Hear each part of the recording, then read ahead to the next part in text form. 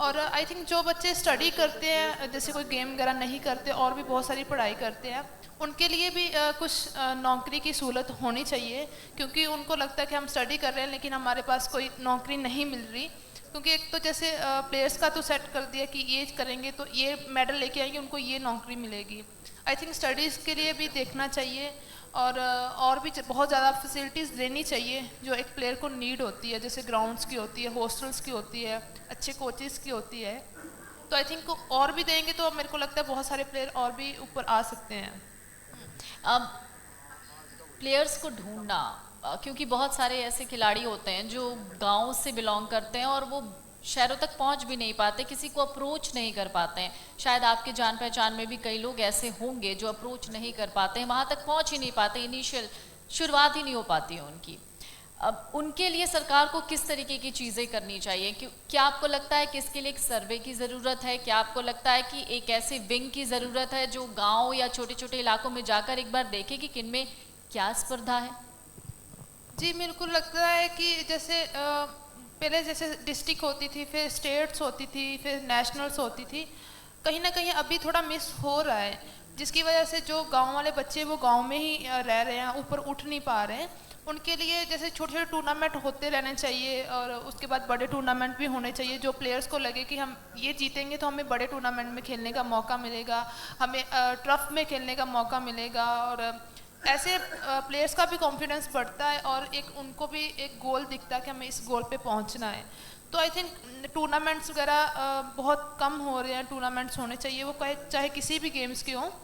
मैं तो ये बोलूँ कि सारे गेम्स के होने चाहिए, क्योंकि कोई प्लेयर कोई गेम खेल रहा है, कोई कोई खेल रहा है, तो उनके लिए जैसे हॉस्टल्स भी होने चाहिए, उनके रहने के लिए पूरी फैसिलिटीज़ होनी चाहिए, डाइट के लिए पूरी फैसिलिटीज़ होनी चाहिए, और खेलने के लिए ग्राउंड होना चाहिए। तो उसमें प्लेयर वहाँ रहेगा, वहीं खेलेगा और अच्छा उनको डाइट मिलेगा। तो उस पर जो कोच भी है वो भी हेल्प करेंगे, कौन प्लेयर अच्छा उनको कैसे और ऊपर लेके जा सकते हैं। तो ये चीज़ें होनी चाहिए। अच्छा गुरजीत, चूंकि अच्छे दिनों को हर कोई याद रखता है, जब भी हम किसी तरीके का कोई इंटरव्यू देखते सुनते पढ़ते हैं तो उसमें एक सवाल ज़रूर होता है कि कोई बहुत अच्छा एक्सपीरियंस आप हमसे साझा करना चाहें। लेकिन आज मैं बहुत अलग आपसे एक सवाल पूछना चाहूँगी।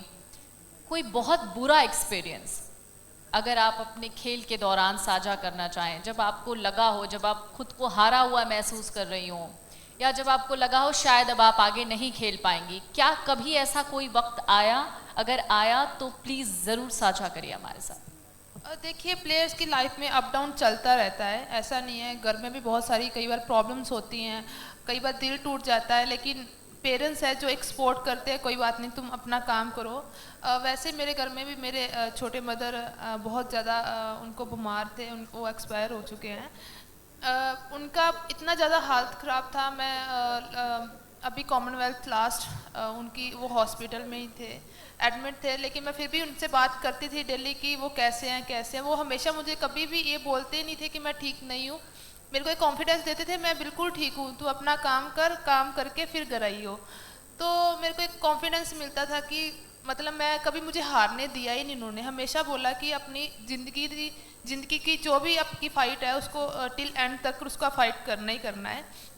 ज़िंदगी में कभी गिव अप नहीं करना, चाहे नहीं भी मिलना, लेकिन उसको अपना काम करते रहना, अपने काम पे विश्वास रखना है, भगवान आपको ज़रूर देगा। तो मुझे कभी भी वो हार मारने नहीं देते और वही मुझे एक मोटिवेशन मिलता है, तो मैं अपने काम में लगी रहती हूँ, अपनी मेहनत करती रहती हूँ। एक आखिरी सवाल मेरा आपसे होगा। पंजाब एक से एक खिलाड़ियों को अपनी मिट्टी से पैदा करता है। चूँकि आप एक लड़की हैं, आज भी बहुत सारी लड़कियां हैं जो पढ़ना चाहती हैं, आगे बढ़ना चाहती हैं, सरकार भी हर मुमकिन कोशिश कर रही है किस तरीके से वो लड़कियों को आगे बढ़ाए, हर योजनाएं चलाई जा रही हैं इस दौरान। लेकिन अभी भी बहुत ऐसे इलाके हैं जहां पर लड़कियों को आगे नहीं बढ़ने या पढ़ने दिया जाता है, या वो जो करना चाहती हैं वो नहीं करने दिया जाता है।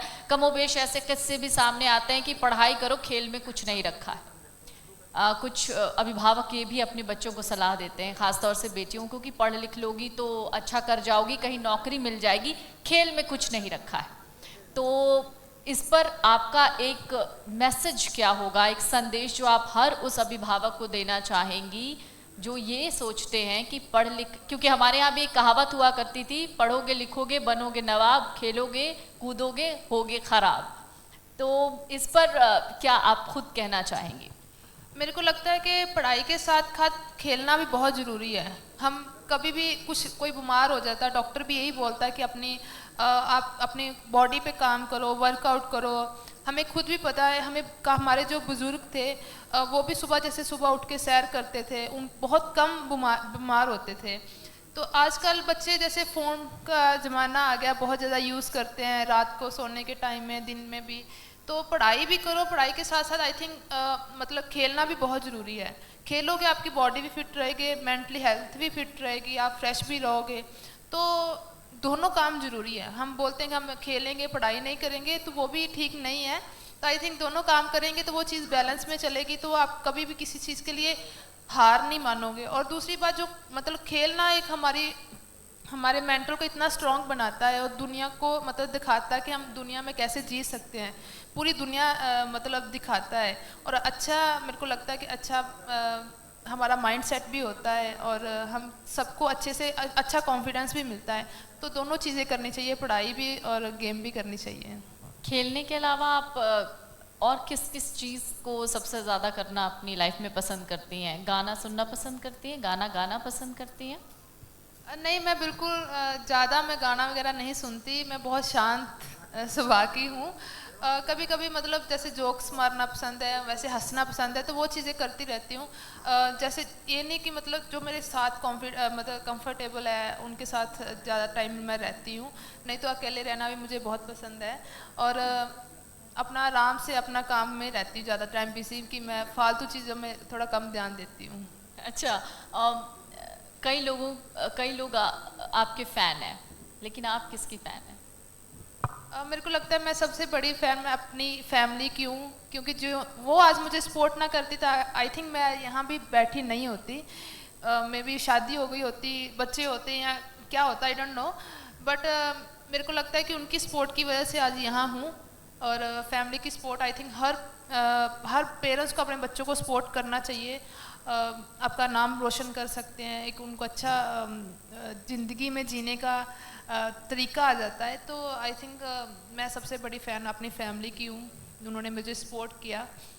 अच्छा, ये बहुत अलग आंसर मुझे अब तक मिला है कि आप फ़ैन अपनी फैमिली की हैं। बहुत खूब, बहुत खूब। और आखिर में एक सवाल मेरा, मुझे लगता है कि ये पूछना ही पूछना चाहिए मुझे। आगे आने वाले दिनों में आप और क्या कुछ नया करने वाली हैं? अगर मैं सिर्फ हॉकी की बात ना करके कुछ और चीज़ों की बात करूं, अपनी एक्टिविटी और आप किस क्षेत्र में दर्ज कराना चाहेंगी, ख़ास तौर से सामाजिक सेवा, या फिर अगर बात करूं लड़कियों के लिए कुछ करने के लिए, क्या करना चाहती हैं? आगे का कोई फ्यूचर प्लान जो आप हमसे साझा करना चाहें? नहीं, अभी ऐसा कुछ सोचा नहीं है मैंने, लेकिन जैसे कभी भी मुझे कुछ चीज़ के लिए मौका मिलता है, हमेशा मैं रेडी रहती हूँ। चाहे वो कोई हेल्प करनी हो, चाहे कोई भी मुझे कोई काम भी बोले, हमेशा मैं रेडी रहती हूँ। तो जैसे जैसे मुझे मौका मिलेगा मैं ज़रूर करूँगी। अभी लेकिन फ़िलहाल तो मैं खेल रही हूँ। अभी जो जैसे आगे फोकस हमारी गेम पे ही है। जैसे एशियन गेम्स आ रही हैं, उसको क्वालिफाई करके हमें ओलंपिक्स में जाना है। तो अभी मैं जस्ट अपने खेल पे ही ध्यान दे रही हूँ। तो आने वाले समय पे जैसे जैसे चीज़ें चलेंगी वैसे वैसे करेंगे। लेकिन जब भी कोई मुझे कभी भी कोई मौका दे या फिर कभी भी किसी को हेल्प है तो मैं हमेशा रेडी हूँ। बहुत बहुत शुक्रिया गुरजीत आपका हमसे बातचीत करने के लिए। गुरजीत कौर जो आज भी कई लड़कियों के लिए मोटिवेशन है, कई लड़कियां इनसे सीखती, सुनती और पढ़ती हैं। Thank you so much. और हम आभार व्यक्त करना चाहेंगे गुरजीत जी का। तो let me please invite mister Bhavinder Vashishtha, editor Amar Ujala Chandigarh, to please join us and extend a humble gesture of gratitude to ma'am, please.